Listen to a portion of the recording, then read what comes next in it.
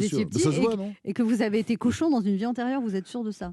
Je me sens très proche des cochons. Parce que souvent, pour les une- gens, ils disent dans une vie antérieure, moi j'étais Napoléon, Louis XIV, Cléopâtre, et vous dites j'ai juste été un cochon. J'aurais Ouais. préféré être une chèvre, mais le cochon a ceci de particulier. D'abord, il a une tendance à l'obésité, ça comme tous les humains. Il a le stress.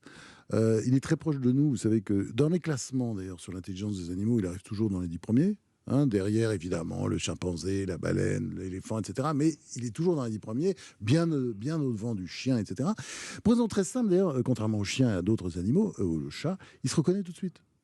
Faites l'expérience, c'est ce qu'on appelle l'expérience du miroir. Vous mettez un miroir devant un porc, et clac, il sait que c'est lui, et donc il va se regarder. Il va se coiffer, il va se mettre un peu de rouge à lèvres. Exactement, il va un peu se... Et puis, aussi, vous allez lui faire jouer, par exemple, avec des jeux électroniques. Avec le groin, évidemment, il faut trouver Sur un système FIFA, adapté un cochon, c'est pour fort. le groin.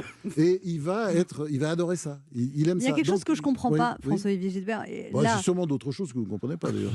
il y a plein de choses que je ne comprends pas. Mais On en est tous là, hein, Oui. d'ailleurs. Puis surtout l'âge venant, enfin, vous êtes encore très jeune, mais Je vous remercie.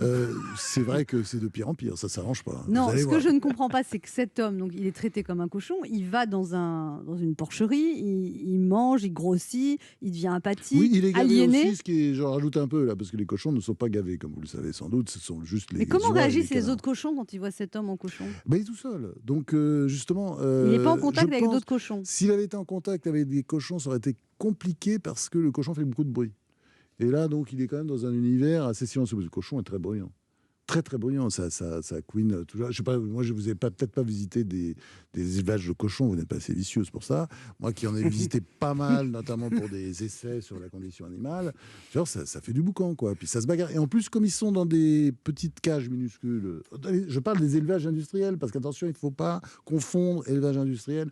Moi, je suis végétarien, comme je dis, mais je ne suis pas prosélyte. Je respecte tous ces gens qui élèvent les animaux avec amour, qui les transportent avec amour et qui les tuent avec amour, enfin, en tout cas, avec respect. Ça, j'aime. Avec faim, Donc, je ne veux pas mettre tout le monde dans le même sac.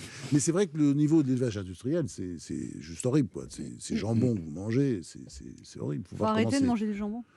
Tout ce qui est par industriel. respect, oui, ouais. par respect pour les animaux. Il faut quand même, faut être humain avec les animaux. François-Olivier Gisbert, le Patrick, là, il n'est pas gentil avec vous, enfin avec votre